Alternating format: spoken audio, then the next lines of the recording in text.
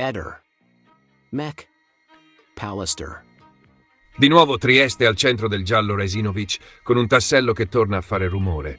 Il telefono di Sebastiano Visintin.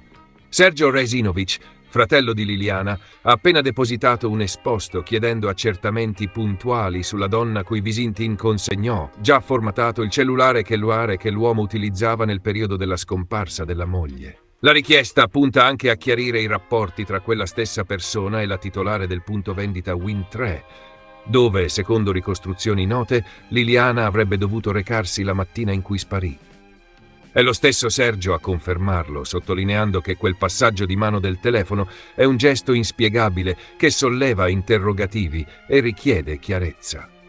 Nel suo esposto Sergio evidenzia discordanze tra le varie dichiarazioni rese dalla titolare del negozio, fino a rilevare differenze tra quanto riferito pubblicamente e quanto raccontato in contesti privati. Il punto per lui è semplice: c'è un nodo da sciogliere attorno alla filiera di quel device, alla sua formattazione e all'identità della destinataria. Non è solo un dettaglio di colore, è la chiave che potrebbe far luce su chi, quando e come ha avuto accesso ai dati di quel telefono e se la consegna a terzi. Possa aver compromesso eventuali evidenze digitali. Non permetterò che si continui a ostacolare la verità, ribadisce Sergio, ricordando il peso di quasi 4 anni di attesa.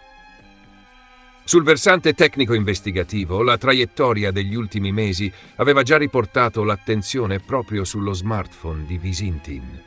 È stato documentato che la procura ha conferito a un consulente l'analisi dell'apparecchio e ha disposto il sequestro della GoPro dell'uomo. 2 attività convergenti, perché metadati, sincronizzazioni e profili d'uso incrociati tra telefono e action cam possono raccontare molto su tempi, luoghi e interazioni software, ad esempio app companion, pairing, Bluetooth, accessi a rete cloud.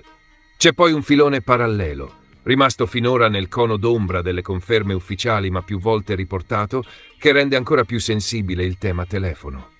È stato riferito che il cellulare consegnato agli inquirenti sarebbe stato identico a quello usato da Visintin, ma con un codice email diverso. In altra sede è stato sostenuto che un precedente smartphone sarebbe stato regalato a un'amica youtuber. Sono affermazioni da maneggiare con cautela, ma che spiegano perché Sergio oggi chieda di fissare nero su bianco la cronologia esatta di ogni passaggio e ogni reset.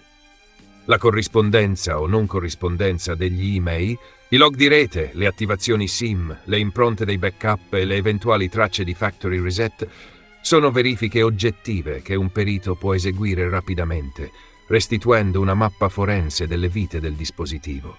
Che cosa significa in concreto approfondire la consegna del telefono? Nell'alveo di un esposto come quello firmato da Sergio, la procura può acquisire atti e sentire persone informate sui fatti, a partire dalla destinataria del cellulare e dalla titolare del negozio di telefonia. Sul piano tecnico, il perito può: 1. Verificare l'email inciso sulla piastra madre e quello esposto via software. 2. Ricostruire la timeline dei reset, data, ora, modalità, eventuale setup wizard, completato a posteriori.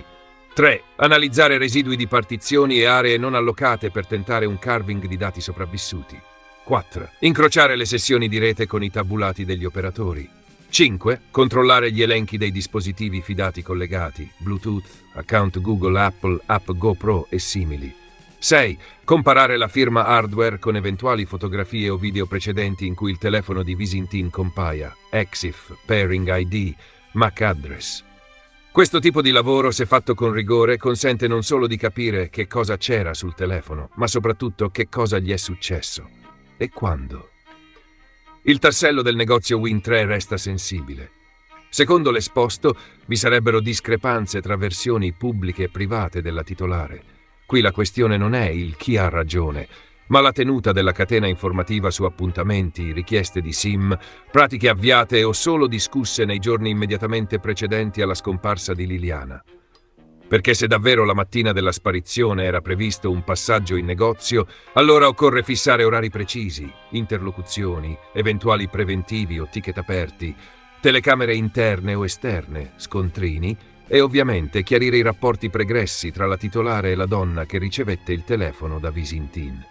È proprio questo incrocio relazionale che l'esposto chiede di illuminare. C'è anche un elemento di cornice temporale. Siamo al 4° anniversario della scomparsa, dopo anni segnati da perizie, controperizie e una narrazione pubblica spesso frammentaria. In questo contesto, la semplice domanda sul perché un telefono sia stato formattato e ceduto a terzi diventa centrale. Un device non è solo un contenitore di chat, è un sensore personale che registra geolocalizzazioni, reti Wi-Fi, note, beacon Bluetooth, cronologie di app, accessi a foto e cloud, step counter, perfino orari di carica. Ogni passaggio di mano, ogni reset, ogni nuova attivazione lascia un'impronta misurabile. Ridurre l'enigma alla sola copia delle conversazioni sarebbe un errore metodologico. Sul piano delle prospettive, il percorso è tracciato. L'esposto può innescare nuove escussioni testimoniali e un supplemento di accertamenti tecnici irripetibili o ripetibili, con la possibilità di acquisire anche i dispositivi pertinenti delle persone citate, smartphone della destinataria, eventuali supporti usati per la migrazione dati, computer del negozio per verificare pratiche log di sistema. Parallelamente, l'eventuale relazione del consulente già incaricato dalla procura, una volta depositata, offrirà la bussola per distinguere ipotesi suggestive da evidenze oggettive, chiudendo o aprendo piste su cui da mesi l'opinione pubblica si interroga. L'ultimo messaggio di Sergio è in fondo il più lineare. Non si tratta di alimentare dietrologie, ma di ripristinare la linearità dei fatti. Stabilire quando il telefono è stato formattato, da chi, con quale account attivo, se e quando è stato passato alla donna indicata, e come questi passaggi si incastrano con le dichiarazioni della titolare del negozio e con le attività tecniche già in corso.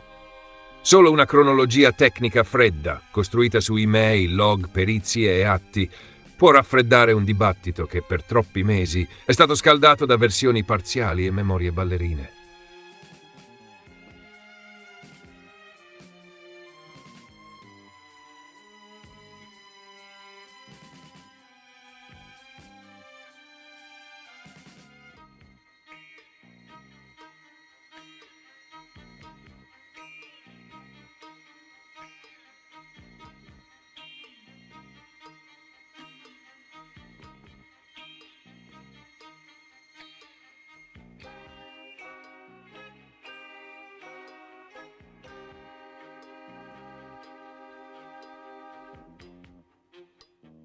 Ehi, non dimenticare di iscriverti a questo canale.